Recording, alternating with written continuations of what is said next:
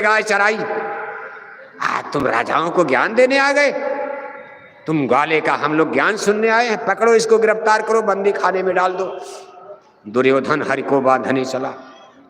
भगवान श्री कृष्ण हंसने, अरे कहा मूर्ख, तू हमको बांधेगा? ले ले दुर्योधन, बांध मुझे, ले बांध। भगवान कृष्ण को हंसे, डरे नहीं? हम आप तो डर जाएंगे, भगवान डरेंगे? अरे कहा दुर्योधन, मुझको मेरी माता जसोदा ने पेड़ में बचपन में रस्सी में बांध दिया तो मैंने बधा लिया, लेकिन माता ने बांध दिया। लेकिन मेरे सगे मामा कंस अपनी पूरी मलट्टी फौज लेकर मुझको नहीं बांध पाए। ले ले दुर्योधन, बांध, ले बांध, कितनी बड़ी तेरी हथकड़ी है, बांध मुझे। दुर्योधन हरि को बांधने चला, जो था साधने चला। हरि यहाँ से चल दिए, निकल गए। जहाँ पांडव थे वहां पहुंच गए, पांडवों के पास पहुंच गए, उड़कर निकल गए। कैसे चले गए आज तक समझ में नहीं आता कि भाई मलट्टे घेरे है, महल के बीच में, कमरे में, हाल में, गोष्ठी कक्ष में भाषण हो रहा, दरवाजा एक ही, सब पर मलट्टी लगी है। लेकिन इतिहास बताता है कि हर यहाँ से चल दिए, निकल गए। भगवान श्री कृष्ण निकल गए, उड़कर चले गए। कैसे निकल गए? या सबको मार पीट कर भाग गए, लेकिन निकल गए। हर यहाँ से चल दिए, निकल गए, और हंसते हंसते निकल गए। जहाँ पांडव थे वहां पहुंच गए। लेकिन करुणा सिंधु करुणा सागर एकाएक आज कठोर बने, आज नाराज हो गए। अब नाराज हो गए, कहा अब शांति का कोई प्रस्ताव नहीं, कोई संभावना नहीं है शांति के एग्रीमेंट की। अब तो एक ही उपाय है। हर क्रुद्ध वचन तब बोले हैं, सब दिग दिगंत अब डोले हैं। याचना नहीं अब रण होगा, आगे अब घोर समर होगा। शिव नेत्र तीसरा खोलेंगे, सब दिग दिगंत अब डोलेंगे, सब राजवंश टकराएंगे और सब मरकर मिट्टी में मिल। अब कुछ नहीं, युद्ध हो जाने दो।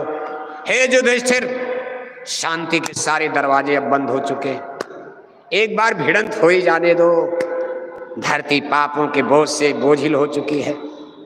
इन लोगों के रहते हुए, ये बड़े बड़े ज्ञानी विज्ञानी हैं, लेकिन इनके रहने से फायदा क्या है? कितनी द्रौपदियों का अपमान होता रहेगा। ये महाशय लोग बोलने वाले नहीं, इसलिए युधिष्ठिर भीष्म को भी मर जाने दो। भीष्म पितामह सबसे बुजुर्ग थे। अर्जुन मारना कहा, केशव ये क्यों मारे जाए, मैं नहीं लड़ूंगा।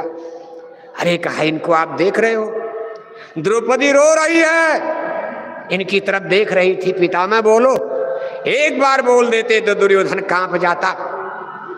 लेकिन इस महामानव ने अपना सर नीचा कर लिया। उस सभा में मौजूद थे ये गुरु द्रोणाचार्य, तुम्हारे गुरु हैं, ये भी सभा में बैठे थे, कुछ नहीं बोले।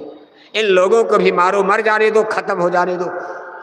इन लोगों के रहने से कोई लाभ धरती पर नहीं है। जब धर्म ही जा रहा है, हमारी 8 साल 10 साल की नाबालिग बेटी, 50 साल का बुढ़ा गांव में जंगल में पकड़ के ले गया, बलात्कार कर रहा। बताओ आप, इतनी हमारी मिलिट्री पावर, इतनी 17 लाख की मिलिट्री पावर भारत की, इतने पुलिस के सिपाही अलग, पीएसी के लोग अलग, 8 साल 10 साल की नाबालिग बेटी, 50 साल का बुढ़ा गांव का ही पकड़ के जंगल में ले गया, बलात्कार कर रहा है। बेटी हाथ जोड़ रही, जान की भीख मांग रही, अरे बाबा आप हमारे बाबा हो, ये क्या कर रहे हो? अरे तूने हमको पहचान लिया, तू घर जाकर बता देगी भेद। तलवार चाकू लेकर जंगल में मार डाला, बलात्कार भी किया, मार डाला, टुकड़ा टुकड़ा करके मर कटी पटी लाश जंगल में फेंक दी जाती है। दिल्ली की सड़कों पर जहां प्रधानमंत्री, राष्ट्रपति 17 लाख की मिलिट्री पावर लेकर बैठे हैं, उनकी कोठी के, उनके बंगले के पीछे बेटियों की कटी पटी मुर्दा लाश मिल रही है। आपकी मिलिट्री, आपके शासन प्रशासन को धिक्कार है। इतने लोग रहकर क्या कर रहे हो? देश की मातृशक्ति का इतना बड़ा घोर अपमान त्रेता द्वापर में भी नहीं हुआ था। इसलिए ईश्वर कभी आपको माफ नहीं करेगा। समय नाजुक है, आप उस नाजुक समय में पहुंचने वाले हो। राख बनेंगे महानगर तक,